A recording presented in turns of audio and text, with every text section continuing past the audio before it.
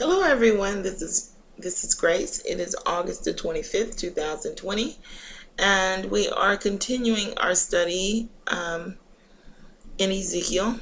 It's not a study, it's a prophetic reading where we are reading so that we can apply. We're trying to get understanding of last day events. So we're reading this specifically to see what is going to happen in the last days, because we know that this is the last day book. You have Jeremiah, which is before the captivity, and Ezekiel, which is after the captivity.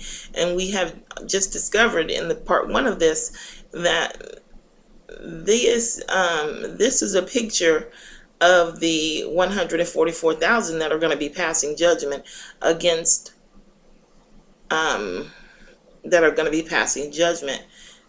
during the sixth trumpet, during the last days, as illustrated in Revelation 11 by the two witnesses.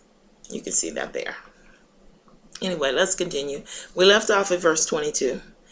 And the likeness of the firmament upon the heads of the living creature was as the color of the terrible crystal stretched forth over their heads above. So you have the firmament upon the heads, the likeness of the firmament, the firmament upon the heads of the living creature.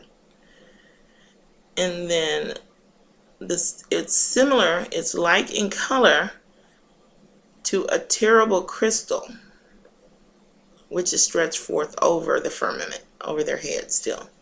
It's just terrible to show the awesomeness and the reverence of it. So in the crystal, it says it has the color of the firmament. So we know that the air is kind of whitish blue, translucent sometimes, So that's going to be the color of the crystal. And it's stretched forth over their heads above. So there will be their heads, the top of their heads is the firmament. And then right above that is going to be this terrible platform, like crystal platform. And under the firmament were their wings straight, the one toward the other. Everyone had two, which covered on this side, and everyone had two, which covered on that side their bodies. And I have to look into that. This is my second time doing this because I was struck by a surprise when I was reading down a little bit further, and I had to stop and check it. I didn't believe what I read. I'll show you in a minute. But yeah, I have to look into this. So because I'm curious myself why the wings are straight. I think it means something. It's obvious here that there is a significance, because it covers, when the wings are straight and they're covering the body, they're not just covering the body, they're covering everything around the body. So that may be the only significance, but I want to make sure, because it's going to say their wings are straight, but then they let them down. And so I want to see if there's some significance toward that, and I'll let you know as we continue through the study. I'm not too worried about it. It's brought up in Revelation 10. It does the same thing, so I may just wait and mention it there if I find out more. I don't know if there's any significance. I just think I'm going to look into it to see. Anyway, so under the firmament were their wings straight, the one toward the other. Everyone had two, one which covered on this side, and everyone had two which covered on that side of their bodies. And we also established that two, of course, are on the face, and then two are on the body. And when I heard the noise of their wings, like the noise of great waters, as the voice of the Almighty, the voice of speech, as the noise of an host. When they stood, they let down their wings. This is the verse that shocked me. Actually, I tried to keep going through it. I couldn't, because I kept finding other stuff that I had not seen before. But one of the things that I did want to point out here, before I tell you what, and you'll see as I'm going through, was that I was pointing out that noise here is the same as voice. But because it's the wings, it's a noise. But it's still a work. It's still a work. And I was pointing out that As they went, I heard the noise of their wings. So this is a spiritual work, okay? Because wings denote spirituality. And it says like the noise of great waters. So they're doing a great, it's a great work, it's great spiritual, they have a great spiritual calling here.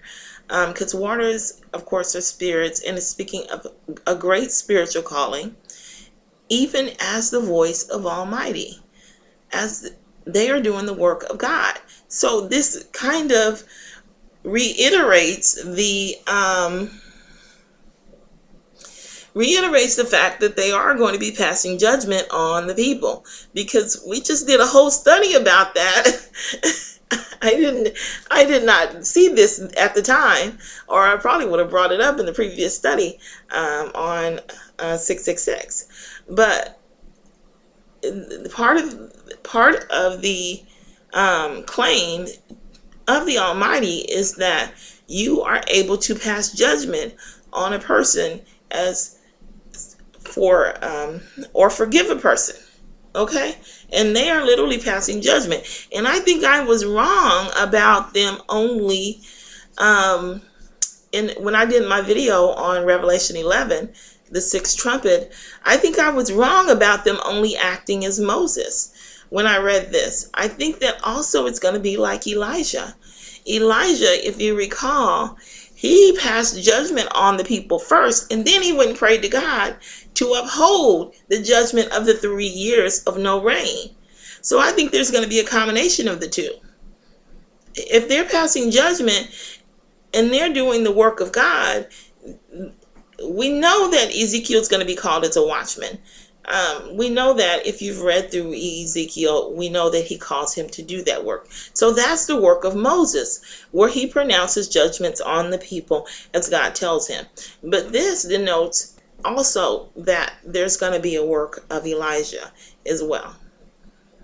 We'll have to see, of course, but that's the impression that I get from this. So,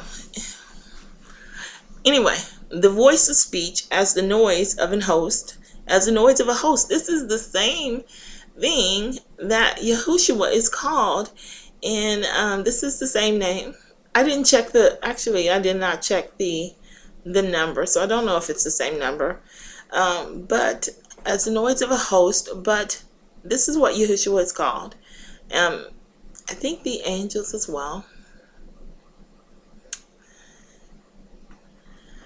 You know what? Let's just forget that. Because I don't want to look it up right now. I'll look it up later. I've kind of had enough of this study for now. But all right, let's just look it up. Let's just do it. Get it done. Let's do a split screen here, and we will go to Daniel 8.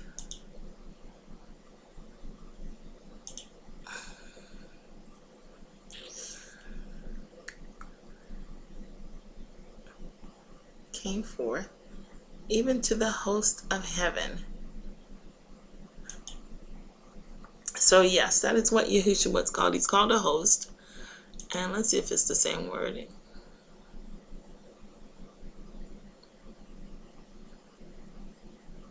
It's a different word here. An encampment, an army, even as the army of God. And then host here is same thing, an army. Okay, so yeah, this is the same word. Well, I would have to look into it further to figure out the differences, but it has the same definition, so hey. Okay. Even as in, so they have the voice of speech. They have the word of God, but it's a voice, so it's an action. As the noise, as the works of a host. When they stood, they let down their wings. And there was a voice from the firmament that was over their heads, when they stood and had let down their wings. That voice is Yahushua. That is not God. That's Yahushua. And above the firmament that was above, hold on. And above the firmament that was over their heads was the likeness of a throne, as the appearance of a sapphire stone, and upon the and I really think that this is the throne is like the Ten Commandments. That's what I think it is. Oh, if you recall, the Ark of the Covenant in the throne was the Ten Commandments, and I think that's the illustration that's supposed to be given here. And upon the likeness of the throne was the likeness as the appearance of a man above upon it. It doesn't, if you read this, it doesn't even apply. It doesn't even seem to imply that this is supposed to be seen as God. It doesn't say was the likeness of a man. It says, and upon the throne, the likeness upon the likeness of the throne was the likeness as the appearance of a man above upon it. Is that the same thing that was said up here? No, it just said it had the appearance of a man. Hold on. And this was their appearance. They had the likeness of a man. Same thing down here. The appearance of a man. The likeness as the appearance of a man upon it, above upon it. Come on, you don't need all those words to describe God. You just don't. It's going to say the same thing about the glory. It's going to say the likeness of the glory of God. No, it just says the glory of God when it's describing God. Anyway, let's continue. This is Yahushua, though. One of the things that I did want to point out is that they weren't surprised to see this man upon the throne. He saw the wheels and he was like, "Oh, there's wheels there." So the impression that I got is that he was there all along. The entire time that he was describing the entire time that he was describing the men, the Yahushua was there over them in the firmament. And if you look at the way he's described, it says above the firmament that was over their heads. Hold on. Oh, let's read the next verse and you'll see. And I saw as the color of amber, as the appearance of fire round about within it, from the appearance of his loins even upward, and from the appearance of his loins even downward. I saw as it were the appearance of fire, and it had brightness round about. And if we compare that to them coming out of the bosom of God, being birthed by God here, it says, and I looked, and behold, a whirlwind came out of the north, a great cloud, and a fire enfolding itself. So the fire is going in on itself. And a brightness was about it. And out of the midst thereof was the color of amber, out of the midst of the fire. The same. So he came out of God as a covering over the perfect man. The entire time he was there. That's why he was surprised to see the wheels, but he wasn't at all surprised because the man was not perfect at first, probably. But he was like, "Lo, oh, there's the Spirit of God right there next to them." But then he sees the man, and there's no surprise. He's just furthering the description. He started off with the men, and he ended up with Yahushua, who is atop them, covering them basically. Okay, so, but you can see the appearance of the fire from the loins, and it matches the description of him coming forth from God. Anyway, as the appearance of a bow that is in the cloud in the day of rain, so was the appearance of the brightness round about. This was the appearance of the likeness of the glory of the Lord, and when I saw it, I fell upon my face, and I heard a voice of one that spake. And we can compare this real quick to Ezekiel 10, because you actually have a picture of Yahweh there. It says, "Then I looked, and behold, in the firmament that was above the head of the cherubims, There appeared over them as it were a sapphire stone, as the appearance of the likeness of a throne. Now, let's look and see. I don't remember. I wish I'd taken this off here.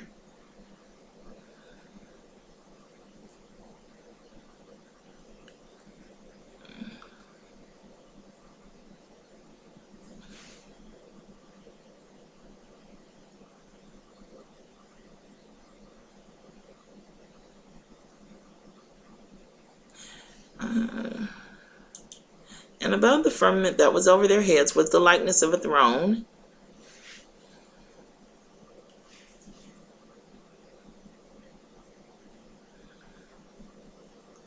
as the appearance of a sapphire stone.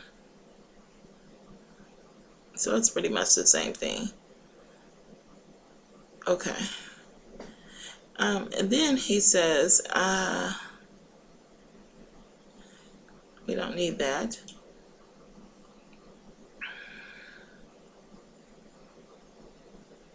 Here we go. This was the appearance of the likeness of the glory of the likeness of the glory of the Lord. Not the glory of the Lord, of the likeness of the glory of the Lord. And when I saw it, I fell upon my face, and I heard a voice from one that spake. Now, I'm telling you right now, Yahushua, if I haven't told you before, I may have mentioned it before, like I said, this is the second time I've done this video. Idolatry is just a huge thing in the Bible.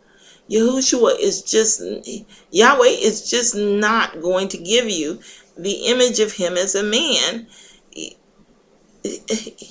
Can you imagine? Saying, I look like a man, but you're not able to worship any idols that look like me. No, he says, I'm a spirit. That's what he says. I'm a spirit. But we know that Yahushua is made in the image of God. So that's fine if you want to believe he's a man. I'm not trying to take that away from you. I'm saying that it's not in the Bible. That's what I'm saying. You were not supposed to worship idols or anything that looks like Yahweh. That's not a description of Yahweh when it says the appearance of a man above it. That's Yahushua. Because we know that he looks like a man. Anyway, so it says here, the appearance of the likeness of the glory of God. But when you get up here, it says, then I looked, and behold, in the firmament that was above the head of the cherubim, there appeared over them as it were a sapphire stone, as the appearance of the likeness of a throne. So it gives you the description of the throne, and then it just goes into he spake. There's no description. It doesn't. We know this is Yahweh, and it just says, and he spake. He's there. He's there, but it just describes the firmament. In the firmament that was above the head of the cherubims that appeared over them, there appeared over them as it were a sapphire stone, as the appearance of the likeness of a throne. And he spake unto the man clothed with linen, and said, go in between the wheels, even under the cherub, and fill thine hand with the coals from fire from between the cherubims, and scatter them over the city. And he went in my sight. There's no man there. There's no man given. There may be in 9. I did not check. But let's go a little further, because there's another reference to him.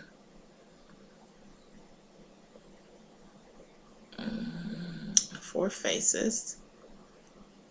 And stood. Here it is. Then the glory of the Lord departed from off the threshold of the house, and stood over the cherubims. The glory of the Lord, not the likeness of the glory of the Lord. No. And let's check 9 real quick to see if it was a continuation on 10. No, it's speaking of Yahushua there. And then it goes into Yahweh. But this is not Yahweh down here. No. This is an image of Yahushua, who has come forth and has been with this symbolic image of the sanctified man, who is going to be passed in judgment in the last days, as we figured out. It's a picture of Yahushua upon that throne. Anyway, So I think that's enough. We've got a long ways to go in this, so if we learn more, then of course we'll learn as we go. If you have any questions or comments, please leave them below. Until next time.